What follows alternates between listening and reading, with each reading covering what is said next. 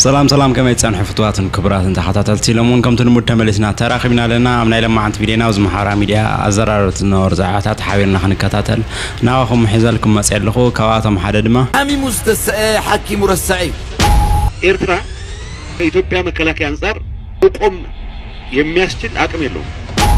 حقኛ ዘተ የድልሎ ህወሓት ሎ ሕብረት አውሮፓ ብዛዕባ ትግራይ ዘውጣ መግለጽ መንሰይ ትግራይ ንኾት ባት ዓሲቦ ሰርሕሎ ብልጽግና ኮይኑ ተሰሊፉ ዝቃለስ ህወሓት ተሰዲድዎ ክብልውን ኣነ ችግር እየ زياتهم كالوتن ابن لما عند فيديونا حاورنا خندس سمينا قدمي قلنا ذا channel زي حدش سخنكم سبسكرايب مقارنة ذا channel زي بيتسب مخان تخوليكم نزل فيديو زغعا لايك مقار جمرو سنة مكتتال يقرم ييلو يتهجور الدا ميت عمد سني حنا دي ميتو بلو بعلتي حق الناس دولو سيطان ريهم لهم تو وعقد مسل تبلصقنا دل اخو زربا يتزاريبو ኤርትራውያን ይልዎም ኤርትራውያን ይሉና ጉዳይኩም ግበሩ እንበር ኢሳያስ ሕጅ ዝኸይዳ ይመስልኒ ከመዲኡ 100 ዓመት ክጸንሕ ስለዚህ ብናቱ ገላልጻ ሰቃይኩም መከራኩም ስብ ሕጅ 20 ዓመት እዩ ገለ ግበሩ ሰቃይን መከራን ንዓና ይኮነን ሰቃይን መከራን ንዕኦም እዩ ሀገሮም ትብተናላ ትፈርሳላ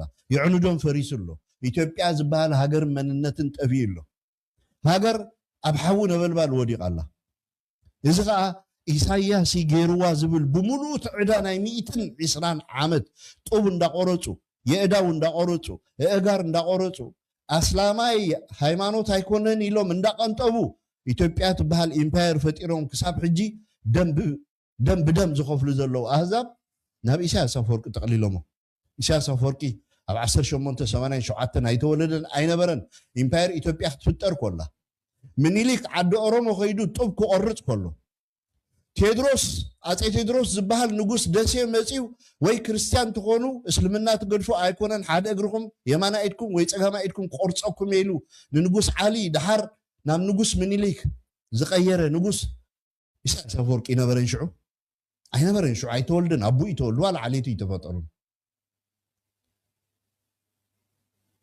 ነዚ ሁሉ ሕጂ ኢትዮጵያ ወዲቃቶ ዘላ ሕንፍሽፍሽ ኢሳያስ ዝበሃል እዩ ኢልካ ንሓደ ሰብ ንምሽካም ንመን ክበልዕዋ ስለደለዮም ንመን ቁማር ክብሉ ስለደለዮም ሕራይ ኤርትራ ሒዞም ወደብ ዓሰብ ሒዞም ትውሽጣዊ ፀገሞም ከይፍታሕ ዶ ኣይፍታሕን ከምዚ ፈውሲ ቃንዛ መሕደር ክኾኖም ይኽእል ፈውሲ ቃንዛ كنت حكيم كيد كحمامك فليتك تحكم ببانادول لنفسك تعيشوا بلصقنا ببانادول وعلقيتاچو ردان دا غبره انه نفسه زعيشرلو تمالت انا مچرشا ميشن ناي دبلوماسي نا امباسادر ناي امريكا سديدو مقاله قرصي اتنغيراتو ابسغات دلو سراويت ابسغات دلو مريحنت نخيدم سز زسق نيرو نخوينو تمريحنت اب تግራይ ዘሎ مريحنت نتي قدم خونت ببلصقنا استلاخلو تسمعونا مو حبيرنا نشعبيا خنطفو إنا دبل قدم خونت متقبلوا نيرم ناي تግራይ حيلتات وي إليت ግን አብኮም ይኮንን ደለው ሳቶም አሙሉ ድሉነት አሙሉ ዓቅሚም ደለው ሓደ ድኸሰረ ሰብ ሰበይትካ ወሲዱልካስ ንብረትካ ወሲዱልካስ ምስሞተ ሰበይተይ ክመልሳ እትብል ታኽት ገብረልካ ሰበይትካ 10 ዓመት ድላይ ገይርዋ سبيتها سبيتي غير 20 عامات غير واس مسموتن نسو سبيتي كملس يدبال لولاونت يجي كبرخا مغفاف مالتي بعلقيتاچو رداخ مصنا مصيم زنغورهم دلو نسي دحري اساس افورقس منግስት ኤርትራ ቅጽል አይከልኒው دحر መንግስት ኤርትራ ዝሕጂ ዘሎስ መንግስት ኤርትራ ቅጽል አይከልኒው ናታቶም ካልኩሌሽን ንሲ ተስፎም ንሲ ንሕና ከንታይ ንገብር ኣለና ንቅዓትና በይደረጃሎ نحن خطاي نقبر لنا هاجر كنا ساجر نسرح لنا دو وين نحدحنا قمش دي حنكيلني بوراجا بعاليت بقله ملخمتا جيتاچو ردا زبلا سماينا هاجركم انجليز فطرو ناي قلاما دغاما امنغو قلان كبساني ኤርትራ ተፈጠረ ፍልሊ ሎሚ ጌታቸው ረዳ እታ ጆከር ወይ ታ ካርታ ከመዝዋዝ ደለይ ምክንያት እዞም ትማሊ 50 መስርዕ ስታዲስትና ኤርትራ ቱርኪ ገንዘብ ዕሲባ ካብ አውሮፓን ካብ ቱርክ እንድሰደደቶም ብልጽግና ጉባኤ ኢሉ ድሰደዶም ጫሓማት ሪኢኹሞም ዶ ንእስላም ሕዋትና ኤርትራውያን እንደይወክሉ ከዳዓት ሰረቅቲ አንጻር ክርስትና ኤርትራ ዝተበገሱ መንግስት እስላም ኣብ ኤርትራ ፈጥሩ ዝድልዩ ሓይልታት እዚኣቶም እዮም لومي مسبل تقدنا خوينم كبسان أب قولان دلو فليلي كنغورنا دفتم دلو منسي تقرأي نخوص عصوبات عصيبهم سرح له نخوبرهم زحدرو سوات عصيبهم سرح له زي أبدا بحزن يوم تملقت حزي كاب تقرأي سب نخوص أيرن باسن ينزل لي حكي تتأير بوك تغيروس كلتا سمون تصبيخا إخا دحر حزبوك تقبر تخل نادي سابا نخوضو زدولي بأير كلتا سمون كتصبير لكم يبال باساتون مليئن 3-4 معالت كتصبير لكا يبال بهوصوص كوص زدولي حزن تايت يملو أبارو الله هايروف بليتي دلالهم من نهارياتا تقميتو نايب عنا أبيت كنسنف نايب عنا سبات كاب شيره كاب عدقرات كاب مقله كاب أخصم كاب وزعلكا نايب عنا سبات دلالو جنزب بزي وهاوم نايد اللي وهاوم نايد عصوب النتوني وهاوم دليلهم سب مسجوا ميسانحو بليتي ناس سافر يصدوا أير مليانس باسات مليانس بليتي بهيروف جميرهم نقدي عشاخ ركب كلهم غير كاخر نقدر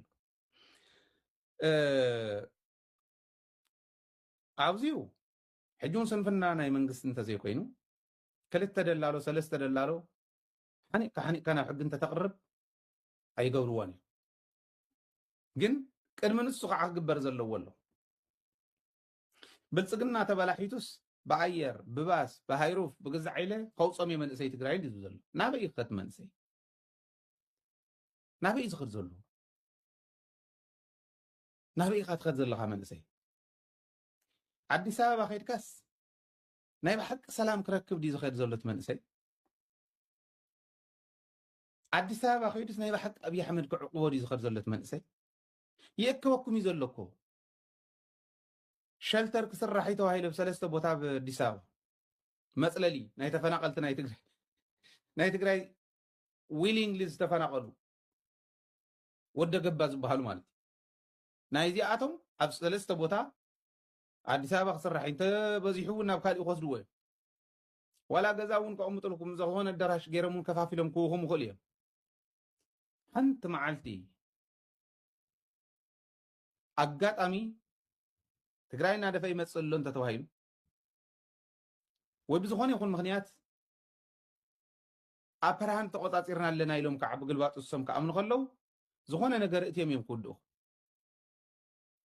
ጥይት ምትኳሰ የድልየካ ሕዝኮ ትግራዋይሲ ተሰዲደ ኢሉስ ምስ ብልጽግና ኮይኑ ተሰሊፉ ዝቃለስ ሕወሓት ተሰዲድዎ ክብልውን ኣነ ይችገር እየ ይጽገም እየ ተኻኢሉ ሕዝቡን ከም እምነተይ ትግራይ ገዲፉ ክወፅ ኣለዎ ኢለ ኣይኣምንን ድሕር ደኣ ናይ ሕወሓት ፖለቲካ ከቢድዎ ኮይኑ ናብ ብልጽግና ዝጽጋዕ ዝኸፍአ ኣራዊት እዩ ማለት እዩ ምክንያቱም ሕዚ ብጭቡጥ ናይ ትግራይ ጉዳይ ኣብ ውሽጢ ትግራይ ዘለዉ ጸገማት ኣብ ትግራይ ምስ ፍትሑ ኢለ ዝኣምን ብናይ ትግራዋይ ፖለቲካዊ ቃልሲ ምስ መንነት ዘጥፍእ ዘንጽት ሓይሊ ከይተሰለፍካ ትግራይ ትኽሰስ እያ ኣብ ሱዳን ብጭቡጥ ግን ካብ ባህር ዳር እናተላዓለ ናይ ድሮን ደብዳብ ዝፍጽም ዘሎ ካብ ኣሶሳ እናተላዓለ ናይ ድሮን ደብዳብ ካብ ጎንደር እናተላዓለ ባዕሉ እውን ክፍለ ጦራቱን ሰራዊቱን ኣሰሊፉ ሰፊሕ ውግእ ዝካየድ ዘሎ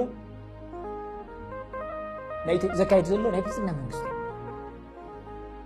يغصل مخنياتو ناي سودان نلعلو زلنا زو ناي زو ابزو زوبا زفطر غونص يلوم سلا زقمط ني ارتراون بعلي ناي قيح بحر اجندا زلعله ناي ارترا لالاونت حتو زلعله بزرون بطعنا بزلو قانقا درينايو ناي جونسايد قانقا خيترف لعل حزب ارترا استقامه 3 مليون عامت نحنا بحد عامت نولدو مخنياتو ناي قبل حزب تግራይ جنوسايد ዝፈጸመ አካል او ከይታ ፍጽም ከም ዝፈጽም ስለዝፍለጥ እዚ ኩሉ ዝገበረ ኩሉ ዓይነት ምንቅስቃስ ዝገብር ሓይሊ የለን እዚ ኣብዚ ዝወፀ ከለኸዳ የለን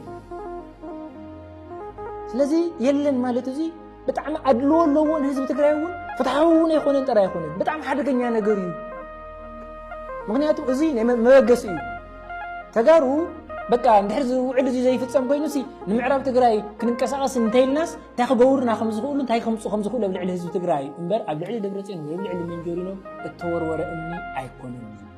ኣብ ልዕሊ እቲ ኣብ ኬንዳ ዝነብር ዘሎ እቲ ኣብ ልዕሊ ተኸቢቡ መንነቱ ኣብ ህልው ኣብ መጥፋእን ምህላውን ዘሎ ህዝቢ ትግራይ ተፈጸመ ኢለ ዝኣምን። ወጣቶች እየታፈሱ እንደሆነ ታምናለህ ኪዳነ? የት ነው እየታፈሱ ያሉት? ትግራይ ውስጥ አረጋግጥ አንተ ማለት ማረጋገጥ ምንድን ነው? አንድ ነገር ተረጋገጠ ተረጋገጠ መሆናቸው አረጋግጠዋል ወይ ነው የምልህ። ታምናለህ አታምንም አንተ ኪዳነ? የኤርትራ ወጣቱ የትግራይ ወጣቱ አፍሳ የለም ትግራይ ውስጥ ምንም አፍሳ የለም።